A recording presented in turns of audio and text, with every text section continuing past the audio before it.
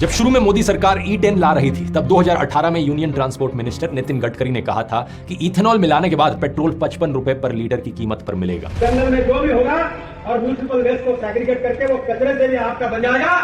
Petrol diesel के भाव कम हो जाएंगे और 50 रुपए लीटर में डीजल मिल जाएगा और 55 रुपए लीटर में पेट्रोल का अल्टरनेटिव आ जाएगा। फिर नितिन गडकरी 2023 में 15 रुपए पर लीटर पेट्रोल मिलने की बात भी कर चुके हैं। 60% इथेनॉल, 40% बिजली, उसका अगर एवरेज पकड़ा जाएगा तो 15 रुपए लीटर पेट्रोल का भाव होगा, जनता का भला होगा। उन्होंने कहा था कि अगर 60% इथेनॉल और 40% बिजली से गाड़ियां चलेंगी तो पेट्रोल का रेट 15 रुपए लीटर पर आ जाएगा। मोदी सरकार ने एक बार फिर से यहां पर जनता को बेवकूफ बनाया है, जनता के साथ जुमलेबाजी की है। 2021 में नीति आयोग ने भी रिकमेंडेशन दी थी कि इथेनॉल वाला पेट्रोल कम कीमत पर बेचा जाना चाहिए, लेकिन सरकार ने इसे नहीं माना। इसके अलावा E20 फ्यूल को प्रमोट करने के पीछे नितिन गडकरी के कॉन्फ्लिक्ट ऑफ इंटरेस्ट को लेकर भी सवाल उठ रहे हैं। यहां पर सीधा करप्शन का आरोप लगाया जा रहा है। महाराष्ट्र में गडकरी फैमिली के कई शुगर प्लांट्स हैं जिसके बाय प्रोडक्ट से इथेनॉल बनता है। इंडिया में इथेनॉल मैन्युफैक्चरिंग प्लांट लगाने वाली शुरुआती कंपनीज में पूर्ति ग्रुप की पूर्ति पावर और शुगर लिमिटेड भी शामिल थी, जिसके फाउंडर खुद नितिन गडकरी थे। असल में दोस्तों, गडकरी मिनिस्टर बनने से पहले से ही इथेनॉल के लिए लॉबिंग कर रहे हैं। दिसंबर 2013 में जब शुगर मिल्स चलाने वाली कंपनीज ने एक मीटिंग के बाद सरकार से 10% इथेनॉल ब्लेंडिंग लागू करने की मांग की थी,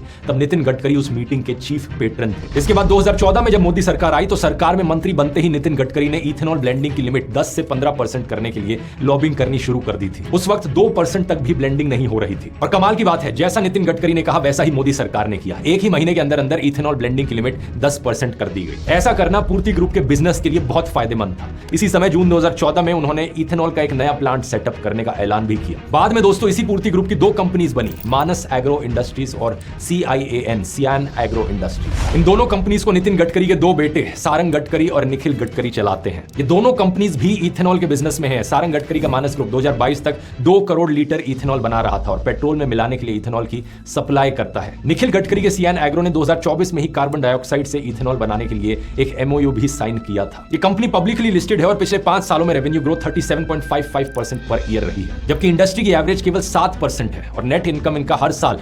62.43% से बढ़ा है, जबकि इंडस्ट्री एवरेज 14% के अराउंड है। यानी कि ये एक कंपनी बाकी इंडस्ट्री के मुकाबले 5 गुना तेजी से ग्रो कर रही है। पिछले एक साल में इसके शेयर प्राइस में 1000% से ज्यादा की बढ़ोतरी हुई है। इसमें सबसे बड़ी बात यह है कि नितिन गडकरी खुद पेट्रोलियम मिनिस्टर भी नहीं है, लेकिन वो पूरा टाइम इथेनॉल प्रमोट करते रहे हैं, उसकी लॉबिंग करते रहे हैं, सरकार को बार बार कहते रहे कि इथेनॉल का इस्तेमाल करो, इथेनॉल का इस्तेमाल करो, और उनके खुद के बेटे यहां पर इथेनॉल की कंपनी चला रहे थे।